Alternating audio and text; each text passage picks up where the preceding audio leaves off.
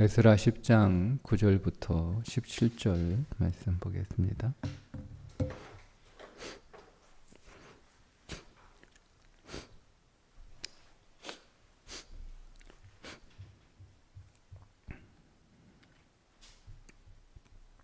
함께 있습니다.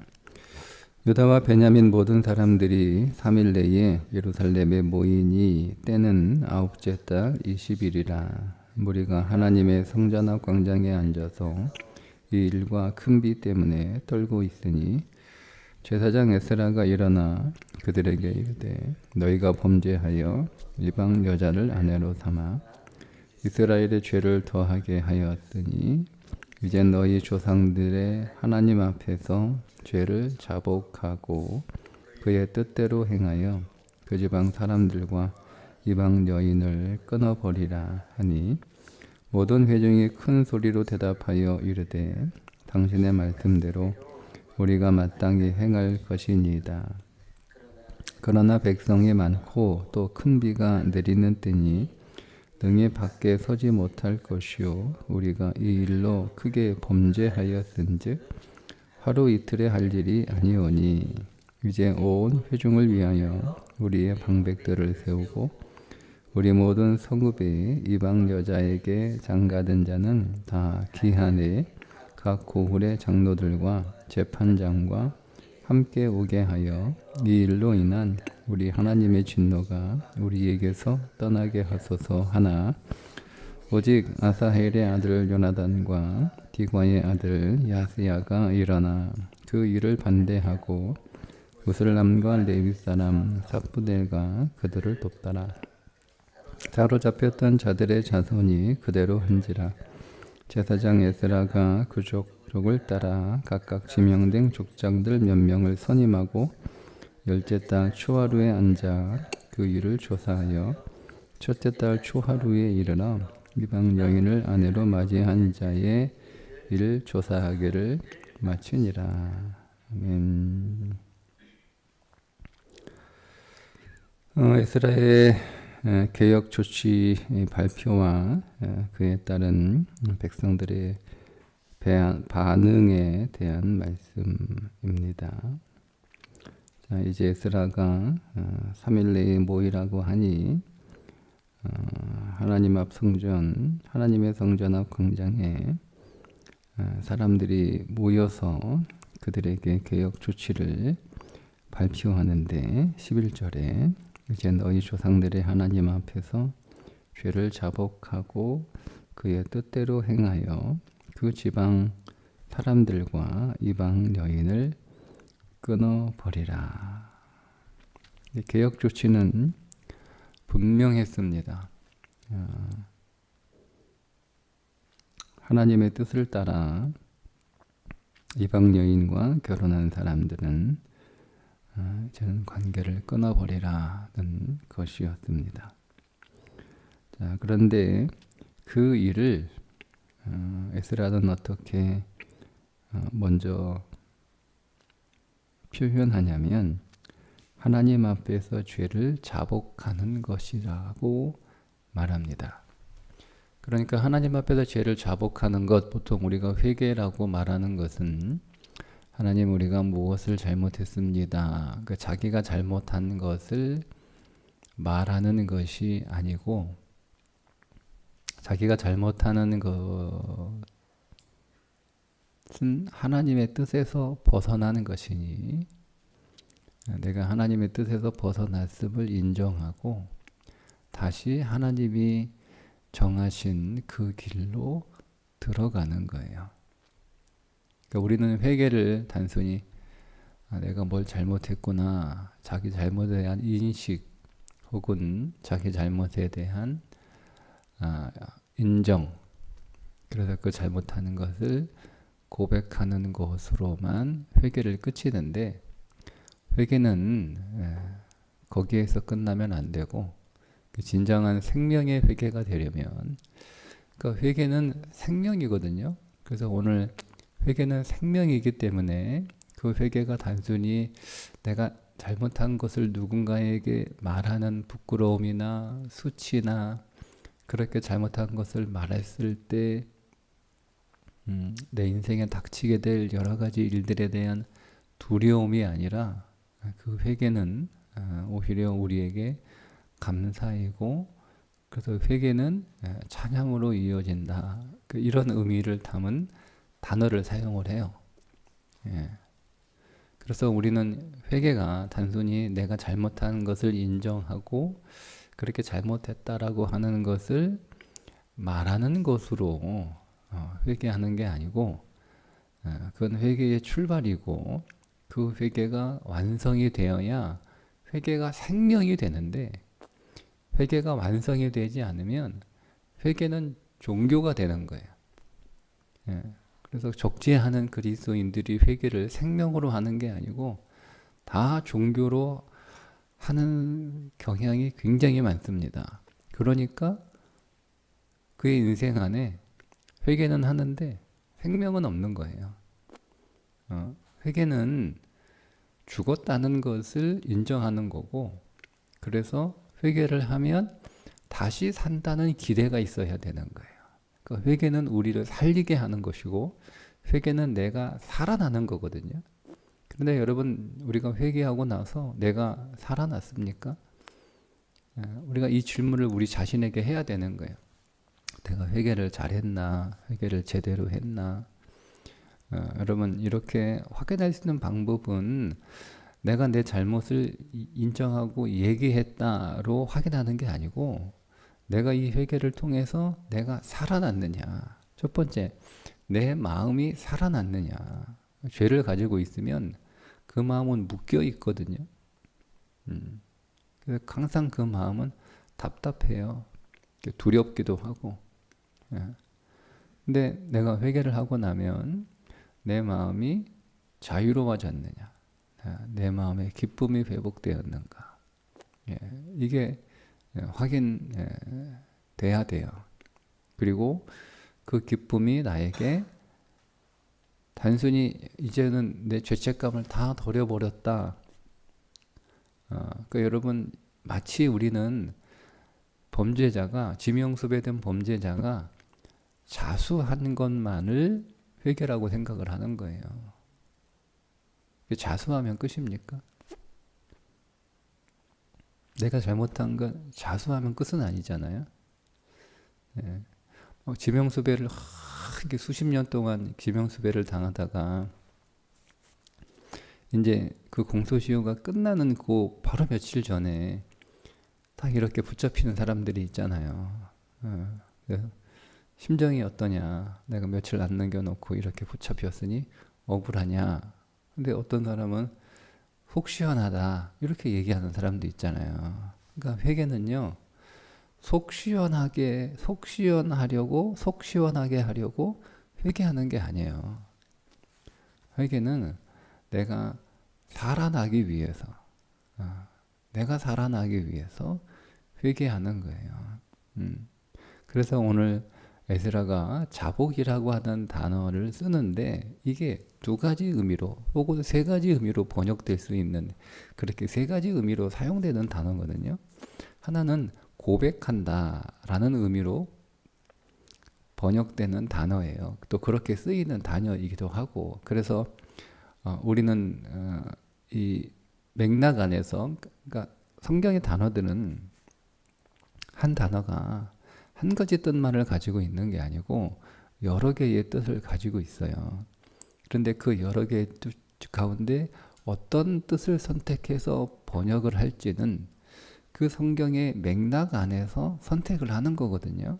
그래서 이게 고백하다라고 하는 단어의 뜻을 가지고 있어요. 그래서 전쟁 전체의 맥락 안에서 이 죄를 고백했구나, 그래서 죄를 자복하다 이렇게 번역을 한 거예요. 그런데 이 단어는 다른 의미도 담고 있는데, 하나는 감사하다라는 뜻을 담고 있어요.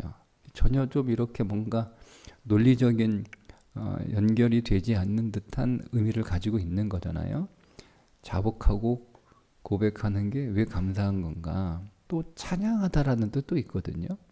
그러니까 어떤 문맥에서는 감사로 번역이 되고, 또 어떤 문맥에서는 찬양도 번역이 되는 거예요. 그러면 우리 이렇게 이 세 가지 의미를 우리는 다 연결해서 회개는 즉 하나님께 나의 잘못을 고백하는 것은 하나님께 감사하는 것이고 하나님을 찬양하는 것이다 라는 의미가 되는 거예요. 그러면 여러분 왜 회개가 감사합니까? 내가 내 죄를 하나님 앞에 솔직하게 인정하고 얘기하는 게 그게 왜 감사합니까? 왜 감사하죠? 하나님이 그 죄를 용서하실 것이기 때문에 감사한 거예요. 여러분 내가 누군가에게 잘못을 해서 사과를 해요. 그런데 내가 이렇게 사과를 해도 그 사람이 나를 용서하지 않을 것이다 라고 생각을 하면 그 회개는 감사가 되지 않죠. 수치가 되기도 하고 부끄러움이 되기도 하고 특별히 공포가 되기도 하잖아요. 범죄한 사람이 내가 경찰서에 가서 내가 이런 잘못을 저질렀다 라고 얘기를 했을 때 그러면 자수를 했지만 자수했다고 해서 죄 없음이라고 선언하지는 않잖아요. 자수를 해도 그것을 참작을 하긴 하지만 그가 잘못하는 것에 대한 처벌은 받잖아요. 그러니까 그게 두려우니까 마음은 늘 죄책감에 도망다니는 경찰만 보면 막 가슴이 두근두근 있는 그런 지옥과 같은 삶을 살면서도 자수하지 못하는 이유가 자수를 하면 처벌을 받아야 되기 때문에 그 죄책감에 사로잡힌 것보다 처벌을 받는 게 더 자기 인생에서는 불행한 거니까 자수를 안 하는 거잖아요. 만약에 내가 자수를 하면 모든 죄가 다 탕감받는다라고 그렇게 우리가 확신할 수 있으면 다 이렇게 자수를 다 하겠죠. 근데 하나님은 우리가 우리 죄를 고백하면 저는 미쁘고 의로우사 우리를 모든 죄에서 사해 주신다라고 약속을 하셨잖아요. 그러니까 감사한 거예요. 감사한 거예요.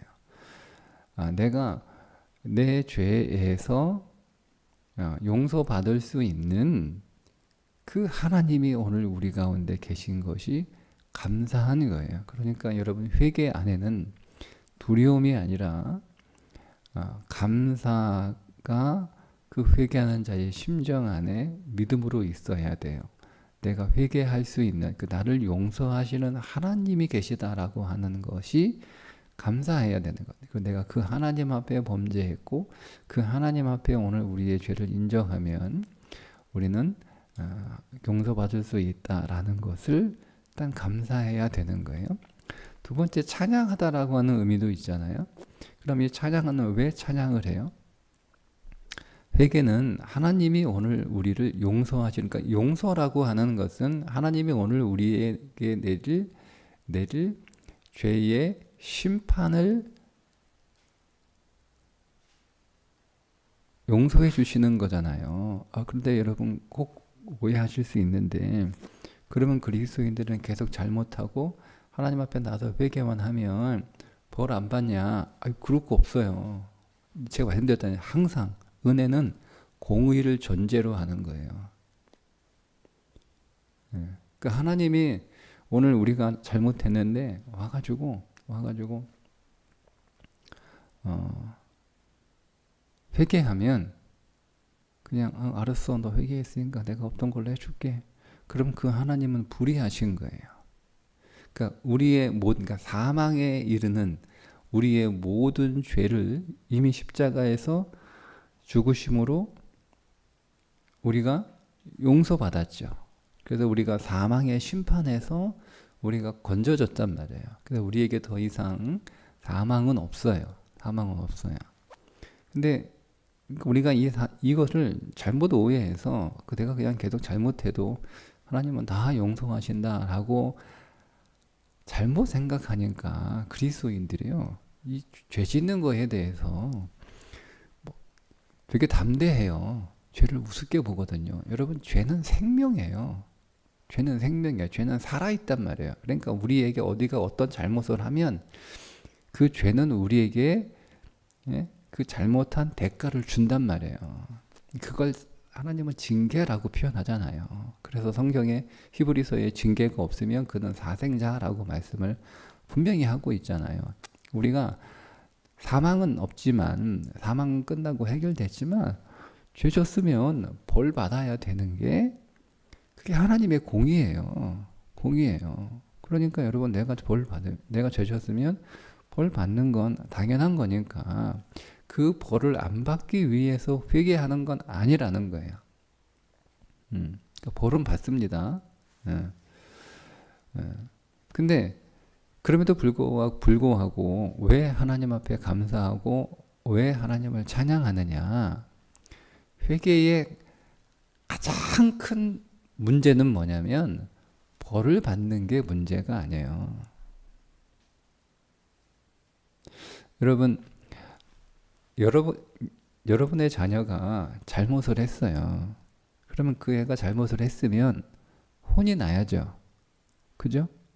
자, 그러면 이 아이에게 있어서 잘못하는 것의 가장 큰 문제는 그 문제의 본질은 엄마한테 혼이 나는 거예요. 아니면 집에서 쫓겨나는 거예요. 뭐가 문제죠?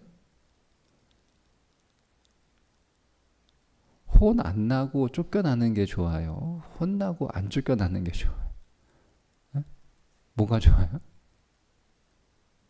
네. 혼나고 안 쫓겨나는 게 좋지 않나요? 네. 그러니까 우리의 죄의 본질은 뭐냐면요. 하나님과 관계가 끊어지는 거예요. 그게 죄의 본질이에요. 그러니까 혼 안 나는 게 그러니까 혼나는 게 본질이 아니라니까요. 잘못했으면 혼이 나야죠. 혼이 나야 정신 차리고 다시는 이렇게 하지 말아야겠다라고 하는 거죠. 그래서 여러분 부모가 자녀의 잘못을 대할 때 항상 혼내는 것도 아니고 항상 용서해 주는, 그러니까 항상 그 벌에서 그 용서해 주는 것도 아니잖아요. 사안에 따라서 경우에 따라서 다 어떤 때는 혼내기도 하고 어떤 때는 용서해 주기도 하고 그런단 말이에요. 예? 뭘 잘못을 했어요. 잘못을 했어요. 뭐 예를 들면 내가 어디 마트 가가지고 너무 갖고 싶어가지고 나도 모르게 그 주머니에 슬쩍 집어넣었단 말이에요. 그러면 항상 부모가 이 아이를 처벌하는 방식이 항상 한 가지는 아니잖아요. 그 상황에 따라서 그 마음에 따라서 상태에 따라서 여러 가지 옵션 중에 이 아이의 잘못에 대하여 엄마가 체벌을 한단 말이에요. 그 체벌이 꼭 매를 때리는 것도 아니고 필요하면 매를 들 수도 있죠. 또 필요하면 용서해주고 그게 그렇게 갖고 싶었더냐 이런 가서 내가 이거 나도 모르게 주머니에 주머니에 집어넣었다. 용서해 주세요. 잘못했습니다. 라고 정확하게 잘못한 것에 대해서 책임을 지고 사과를 하고 용서받고 그리고 이제 그거 돌려주고 엄마가 그거를 갖고 싶었으니까 그거를 돈 주고 사주는 것도 그게 체벌이란 말이에요. 그러니까 체벌이라고 하는 것은요. 목적이 고통을 주는 게 아니고요. 죄가 얼마나 무서운지를 인식하게 해주는 게 체벌이에요. 근데 보통 이제 부모들은 그냥 고통을 줘서 다시는 그런 일을 하지 않도록 하는 육체적인 고통 쪽으로만 자꾸 이렇게 기울으니까 그게 이제 문제가 되는 거잖아요. 그러니까 그런 체벌은 다 한단 말이에요. 그러면 사안에 따라서 그 체벌의 형태는 다양한 옵션들 중에 하나를 가장 좋은 체벌을, 그러니까 얘가 이걸 통해서 깨닫고 죄가 얼마나 무서운지를 드디어 인식을 하고 다시는 그렇게 살지 말아야지라고 하는 그 마음을, 그런 결단을 갖게 하는 가장 효과적인 체벌을 부모가 선택을 하는 거예요. 예. 그러니까 용서의 본질은 뭐냐면 안 쫓아내는 거예요. 예. 근데 체벌은 하지 않아요. 체벌은 하지 않아요. 너 나가 이제. 예, 들어오지 마. 그럼 그게 제일 무서운 거잖아요. 그러니까 우리가 하나님 앞에서 오늘 우리의 범죄의 가장 큰 무서운 거는요. 벌 받는 게 아니고요. 그 벌은 하나님이 말씀드린 것처럼, 예를 들어 드린 것처럼 다양한 옵션이에요. 그 옵션 가운데 우리가 다시는 그 죄를 짓지 않고, 그 죄가 얼마나 무섭고, 그 죄가 얼마나 하나님을 아프게 하고, 그 죄가 얼마나 하나님의 영광을 우리가 가리는 것인지를 깨닫게 하는 많은 옵션 가운데 하나, 나에게 가장 효과적인 것을 하나님이 나에게 선택해서 하나님이 나를 징계하신단 말이에요. 네. 그러니까 그거는 내가 뭐 벌 안 받았어, 이번에 하나님 그냥 넘어갔어. 그냥 회개하면 다 넘어가는구나. 여러분 이렇게 일관적으로 단정 지으니까 우리 계속 죄 가운데 머물러 있는 거예요. 그러니까 우리가 회개를 해도 다 영혼 없는 회개를 하는 거고, 그냥 문장으로 외워가지고 공식처럼 하는 거고, 그런 회개 하시면 안 돼요. 그러니까 회개의 본질은 뭐냐면, 죄의 본질은 뭐냐면, 하나님과의 관계가 끊어지는 거예요. 예. 그의 사랑 안에서 우리를 끊을 수 있는 건 아무것도 없어요. 아무것도 없어요. 예. 그런데 여러분, 죄는, 제가 그 청소년교회 설교하는데요, 거룩은요, 반드시 죄를 심판해요. 그럼 법칙이에요. 그러니까 거룩은 죄를 그냥 둘 수 없어요. 그래서 이사야가 성전에서 하나님이 없는 줄 알고 예배를 드렸다가, 제가 이제 그렇게 설명을 했거든요. 이사야가 성전에서 예배를 드리러 갔는데, 말은 하나님의 성전에 계시다라고 생각하고 그렇게 말하고 가서 예배를 드렸는데, 하나님이 진짜 나타난 거예요. 그러니까 이사야가 첫 마디가 뭐예요? 화로다 죽게 되었도다. 이렇게 얘기 나오잖아요. 그러니까 교회에 딱 왔는데 하나님이 계시다라고 생각은 하지만 우리의 진심은 하나님이 여기 안 계신 거예요. 근데 하나님이 문 열고 쑥 들어오시는 거야. 그러면 다 화로다 죽게 되었도다. 이렇게 되는 거예요.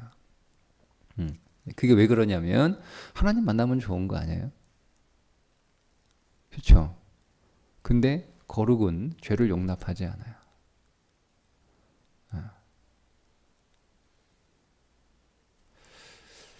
그래서 여러분, 우리가 하나님의 사랑에서 끊을 수 있는 그 무엇도 존재하지 않지만 그렇다고 하나님이 오늘 우리를 더 이상 젖었다고 미워하거나 우리를 저주하거나 이렇게 하진 않지만, 하나님으로부터 홀로 흘러오는 그분만이 줄 수 있는 생명은 우리 안에 들어오지 않아요.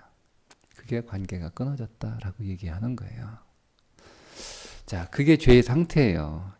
그래서 내가 이 죄를 하나님 앞에 고백하면 용서해 주실 것이기 때문에 감사하고, 다시 끊겼던 하나님의 생명이 내 안으로 틀러 들어오는 관계의 회복이 있으니 찬양하는 거예요. 그래서 회개하는 이 세 개의 요소가 다 들어있어요. 그러면 여러분 보세요. 그러면 우리가 말로만 회개한다고 해서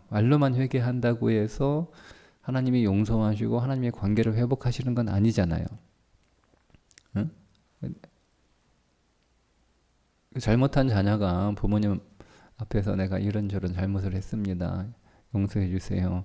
다시는 안 그럴게요. 이렇게 얘기를 하면, 그러면 그 애가 잘못을 했으니까 거기에 합당한 그 죄의 무게를 부담을 가질 수 있는 어떤 체벌을 선택을 해서 가할 거잖아요. 그죠? 손을 들고 있든지 반성문을 쓰든지 아니면 청소를 시키든지 아니면 그가 잘못한 거다 오히려 더 큰 선물을 주든지 그렇게 해서 하나님의 사랑의 무게를 경험하게 하는 거예요. 부모가 사랑의 체벌은요, 공식이 이거예요. 혼내키는 게 목적이 아니고 사랑의 무게를 경험하게 해주는 거예요. 그게 용서예요. 그러니까 우리는 하나님의 용서를 받았을 때 하나님의 사랑의 무게를 우리가 경험할 수 있어야 되는 거예요. 자, 그렇게 하고 다시 관계가 회복이 됐어요. 그런데 내가 다음날 똑같은 행동을 하는 거예요. 똑같은 행동을 하는 거예요. 네. 그러면 여러분 그거는 온전한 회개라고 보기 어렵잖아요. 그죠? 네. 그래서 오늘 뭐라고 얘기하냐면 자복하고 그의 뜻대로 끊어라 이렇게 나오는 거예요. 네. 그리고 그 끊어야 되는 일들이 이제 이어지는 거예요. 지금은 비도 너무 많이 오고 우리가 너무 두렵고 그래가지고 이 자리에서 이방 여인을 아내로 삼은 사람들을 다 우리가 색출하기가 너무 어려우니까 좀 시간을 달라 이렇게 이제 건의를 하니까 또 그 건의에 대해서 반대하는, 그러니까 이방 여인, 여기서 나오는 반대자들은 이방 여인을 끊어내라는 것을 반대하는 자들이 아니에요. 그러면 거기 뭐하러 나와요? 그러니까 이방 여인을 색출하는 어떤 방법에 대해서 이견을 가지고 있는 사람들이에요. 예. 그러니까 우리는 이방 여인들하고 계속 같이 살겠다 이렇게 말하는 사람들이 아니고, 우리가 좀 잘못 오해하면 이 이방 여인을 끌어내는 그 일을 반대하는 사람들인 것처럼 우리가 이제 그 오해할 수 있는데 그렇지 않고요.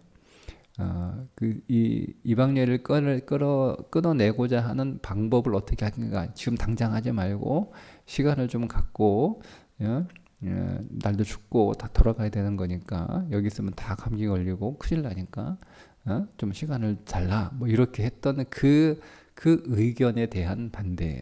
근데 그 의견에 대한 반대했던 사람들이 소수였기 때문에 다수의 의견들을 채택을 해서 75일인가요? 75일 좀 될 것 같은데 정확히 잘 75일일 거예요. 75일 동안 조사를 해요. 근데 몇 명 나오지 않아요. 그렇게 숫자가 많지 않아요. 그런데 그렇게 긴 시간이 걸렸어요. 왜 그러냐면 아주 신중하게 확인을 한 거예요. 철저했을 뿐만 아니라 아주 신중하게. 그래서 딱 추려내요. 그게 이제 이어지는 명단이에요. 네. 그러니까 어쨌든 우리가 하나님 앞에 오늘 이 말씀을 통해서 회개는 뭔가, 회개는 어떻게 해야 되는 건가를 오늘 여기서 배우게 됩니다. 회개는 그냥 단순히 내가 잘못했습니다 라고 내가 잘못한 걸 말하는 게 회개의 전부는 아니에요. 그게 출발이에요. 그런데 그 회개는 자기가 잘못한 것을 끊어내는 데까지 가야 되는 거예요. 그래야 용서하신 하나님에 대한 감사, 관계를 다시 회복하시는 하나님에 대한 찬양이 이어져야 되는 거예요. 여러분 회개한 다음에 그래서 감사해야 되고, 그 감사는 하나님을 향한 찬양으로 이어질 때 그 회개가 온전한 회개가 되었고 생명의 회개가 되었다라고 할 수가 있는 것입니다. 오늘 우리가 이 회개의 영적 법칙 안에서 더 생명을 누릴 수 있기를 주님의 이름으로 축복합니다. 기도하겠습니다. 하나님, 오늘 회개를 배웁니다. 내가 이런저런 잘못을 했습니다. 내 죄를 자백하는 것으로 끝내지 않고 하나님의 용서를 체험하게 하시고 다시 하나님과 생명의 관계가 회복되었음을 찬양하는 데까지 오늘 우리의 모든 삶의 죄악들이 믿음 안에서 정결하게 하나님 끊어지는 놀라운 믿음의 일들을 경험케 하여 주옵소서. 예수님의 이름으로 기도합니다. 아멘.